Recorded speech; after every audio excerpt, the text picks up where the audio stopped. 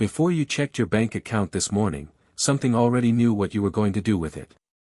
And it acted first. We live in a world where money no longer just moves. It thinks. It predicts. It manipulates. And most of us have no idea. This isn't a story about stock markets or recessions. This is about something far more personal. Something that knows you better than you know yourself.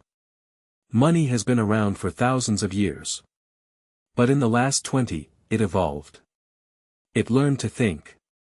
And the moment it did, everything changed. Let me show you exactly how this happened.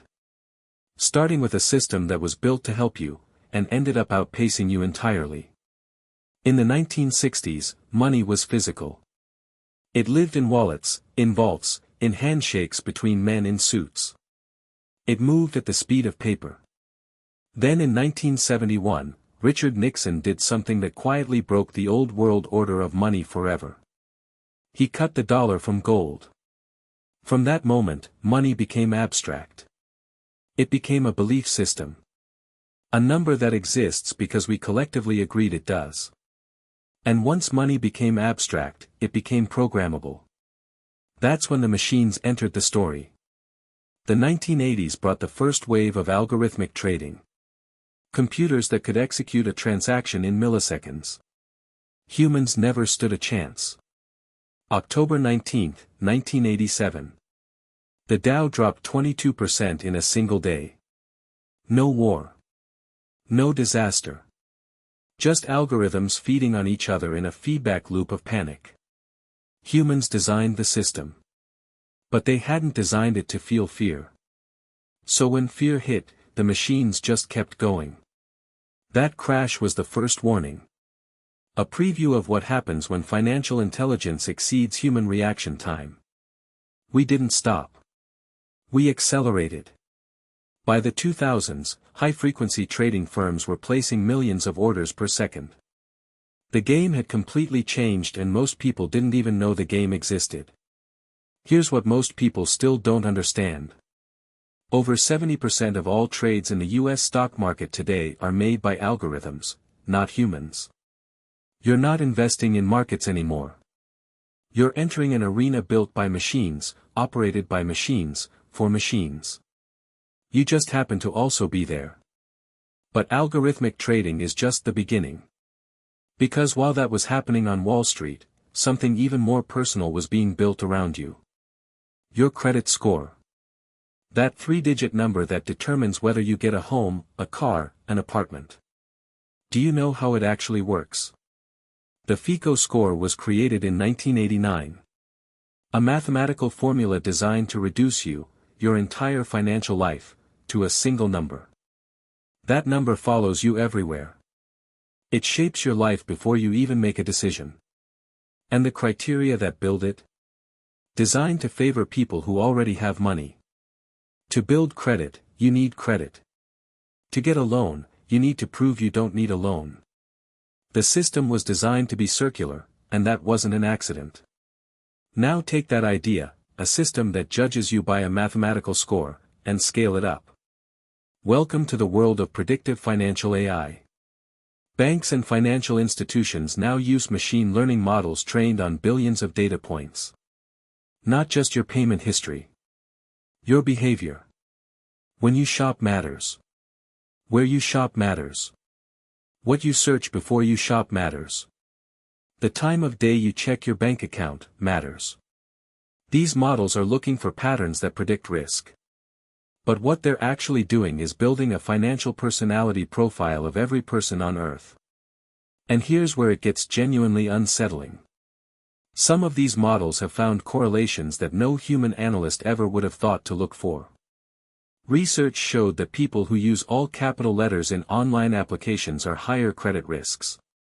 People who read loan terms carefully are more likely to default. Let that sink in. The machine found patterns that defy human logic. And it's using them, right now, to make decisions about your financial future. But the deeper the AI goes, the harder it becomes to challenge its decisions. Because no one, not even the engineers, can fully explain why it said no. This is called the black box problem. And it's not just an ethical issue.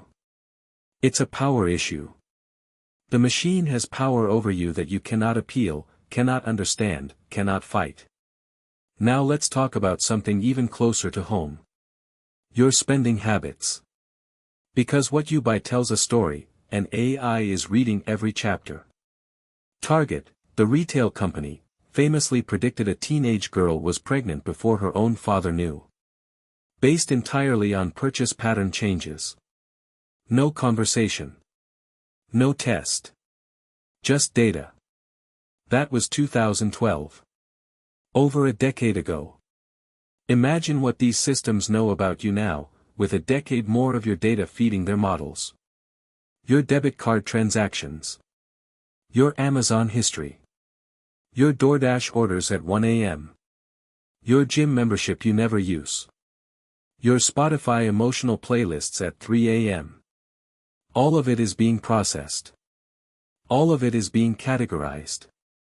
All of it contributes to a financial risk model of you that is running, right now, in real time.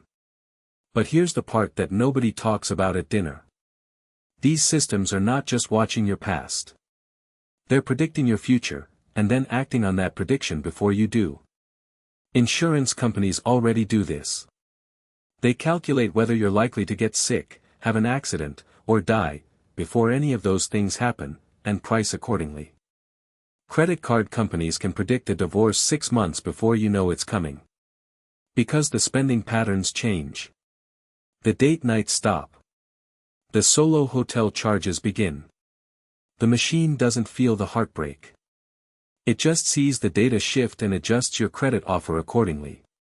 That's the coldest kind of intelligence. Now let's zoom out. Because what we've been talking about at the individual level, it also operates at the national level. At the civilizational level. Central banks now use AI to model entire economies. The Federal Reserve, the ECB, the Bank of China, they're all running simulations of the future to make policy today. Interest rates that affect your mortgage, your rent, your job, decided partly by models that no elected official fully understands or controls. And then there's the flash crash of 2010.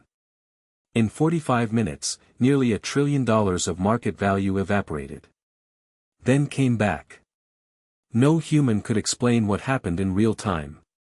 Algorithms had triggered algorithms. A cascade of automated responses feeding on each other at machine speed. $1,000 could vanish and return before you blinked. That event terrified regulators. But it also revealed something profound: the financial system had developed emergent behaviors that its creators never programmed. The system had learned to behave in ways beyond its original design. That is the definition of intelligence. And money had achieved it. Now we're entering the next phase. And this one should make every person on Earth pay attention. AI is no longer just analyzing money, it's creating it. Algorithmic lending platforms now create credit, money that didn't exist, based on an AI's prediction of your future behavior. Not your history. Your predicted future. That's money that exists because an algorithm believes you will repay it. It's currency backed not by gold, not by government, but by a machine's confidence in you. And if the algorithm loses confidence, that money disappears. Just like that. No human review. No appeal. The machine decides and the money evaporates. China took this concept and built a national infrastructure around it. The social credit system. A score that covers not just your finances, but your entire behavior as a citizen. Your financial access, your ability to travel, your children's school options, determined by a score maintained by a system that watches everything you do. Now, before you say that could never happen here, think about what systems already exist in America. Your credit score. Your insurance risk score. Your background check database. Your e-scores. Yes, those exist. Companies sell scores about you that landlords, employers, and insurers buy, and you've never heard of them, never consented to them. LexisNexis. CoreLogic. Axiom. Companies you've never dealt with hold files on you more detailed than anything your bank has ever seen. The financial intelligence system doesn't need your permission. It was built around you while you were living your life. And now it knows things about you that you've forgotten. So what does all of this mean for you? For your money? For your decisions? Here's where the psychological reality hits hardest. When a system knows what you'll do before you do it, and then shapes the options available to you, is your decision actually free? If your financial options are curated by an algorithm based on who it thinks you are, not who you choose to be, then the financial system has already answered that question for you. Behavioral economists call this choice architecture. The design of your options to steer you toward a predetermined outcome. And financial AI does this invisibly, constantly. Your financial app shows you the products it has determined you're most likely to buy. Not the products that are best for you. There is a difference. A significant one. Buy now, pay later apps. They feel like freedom.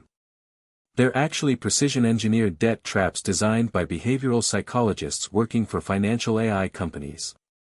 They know that splitting a payment makes it feel smaller. They know that the pain of paying is reduced when money feels abstract. And they use that knowledge against you. This is the marriage of behavioral psychology and financial AI. A system that understands your cognitive biases better than you do, and monetizes every single one of them. And the frontier is moving even faster now. AI systems are beginning to manage money autonomously. Not advise. Not suggest. Manage. Without asking you first. Robo-advisors. Automated rebalancing. AI-driven portfolio management. Your money moving, being deployed, risked, shifted, while you sleep. While you're at dinner. While you're with your family. The question is no longer whether you trust your financial institution. It's whether you trust the AI that now runs it. And whether that AI has your interests, or shareholder returns, as its primary objective. Here's the thing that keeps the smartest economists up at night. These systems are becoming too complex and too interconnected for any single human or institution to oversee. The 2008 financial crisis was the last time humans built something too complex to understand. We bailed it out with $11 trillion. What happens when the next one is AI-driven? Who do you hold responsible? Who do you prosecute? Who do you call to account when the entity that destroyed your savings doesn't have a face, a name, or a conscience? This is the core tension of our moment in history. We have created financial intelligence that is powerful, efficient, and deeply inhuman. And we are only beginning to understand what that means. We spent centuries designing money to serve human civilization. And somewhere along the way, we designed a version of it that doesn't need us anymore to function. The most powerful financial entities on Earth today are not banks. They are not governments. They are algorithms running in data centers that no one visits, no one elected, and no one fully controls. So what do you do? Here's what the most financially intelligent people understand: awareness is the first defense. You can't fight a system you don't see. Know your scores, all of them. FICO, check systems, insurance scores, tenant scores. Request your data files from data brokers under your legal rights. See what the machine sees. Understand that your financial behavior is being read as a language. Every choice sends a signal. Start choosing with that awareness, and you change what the machine says about you. And at a societal level, demand transparency. The systems making decisions about your life should be auditable. Explainable. Challengeable. That is not too much to ask. Money learning to think was inevitable. The question has always been, who does it think for? That answer is not yet written. And that means it's still yours to shape. The system is smarter than it's ever been. But so are you, now that you know what you're dealing with. The question is what you do next.